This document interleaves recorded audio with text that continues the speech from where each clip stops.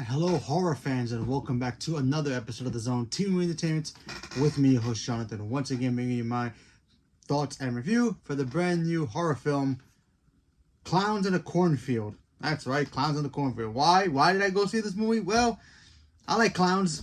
Sure, why not? Especially when they're psychopaths, and I thought it would be kind of interesting. So, what the heck is clowns in a cornfield? Well, I'm about to explain it right here, right now. Give me 1 second. Because honestly, even I have to read this description for this movie. And so Clown in the Cornfield stars Kate Douglas and Kevin Durant.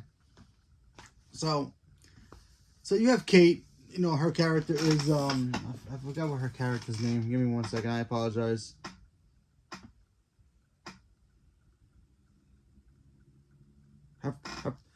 Her character's name is Quinn, and her and her father, played by Aaron Arbin, probably butchered that, I apologize. They moved to a new small town where, it's kind of like cornfields, farming, the classic countryside, So they moved to this new town. He's going to be the new doctor of the town, and she meets a bunch of kids who look like they're either the popular kids or they're the outcasts. But they look like they're the popular kids, they're very well dressed, very well groomed, and all that stuff. They don't look like they're losers, as like a lot of people will call them, because you have your jocks, your losers, and your popular people. So it's all that. It's all combined into one. So they have this festival that goes on. It's like a farm festival, and they have a spokesperson for that farm thing. That is this clown. So these group of kids decide, you know what? Let's take this clown and turn it into a horror thing and put it on YouTube and become famous. So that's what they do. They're like the town, when you have a person who's a YouTuber who's always making video content, and, sometimes your neighbors are like, can you shut the hell up with that for 5 minutes? That's what these kids are. The whole town knows them, and apparently there was an accident involving a factory, and they kind of like blame the kids who do these videos for what happened in this factory. I won't explain what it was, but anyway, so these kids make these videos with this clown. They turn the clown into a horror character, until one day, they meet Quinn, the new girl. She comes in, she starts joining them, she becomes friends with them, and then they kind of bring her into the circle, like, oh, this is what we do. We take our kind of our mascot, in a way, our town's mascot, which is this clown, and we turn it into a horror joke, and they put it on YouTube, and they get millions of followers and all that stuff, until one day an actual clown starts showing up and starts murdering people, and all these kids have to figure out what the heck is going on, why is this actually happening, and it goes from there. And then you just see a whole bunch of killer clowns just start showing up and just wrecking shop. Okay, so how is this movie? Not bad at all. How can I explain this? This movie did something that I rarely ever see in a horror movie. It gave us characters you actually care about, which normally when you watch a horror movie, sometimes you care about the main character, sure, but then you read their backstory and it's like, oh yeah, who cares what your backstory is? I just want to see you either get killed, hook up with the hot guy or hot girl, and that's it. And then you try to survive. That's all I really care about, right? That's how horror movies usually are. But in this movie, you have Quinn, who's this young teenager who has this bond with her father, but then they kind of at each other's throats because she didn't want to move there, but he's the new doctor, so he had to get a new job, and it's just the two of them. And you see them they have their bond, they have their arguments, kind of like a father-daughter thing. So, you see that. You rarely see that in movies as well, so that was pretty cool. Then she meets these misfit kids who you may kind of root for. You have the main kid whose father is like the main guy in town. You have the main jock who's always working out, but he's kind of funny, which is kind of crazy to think.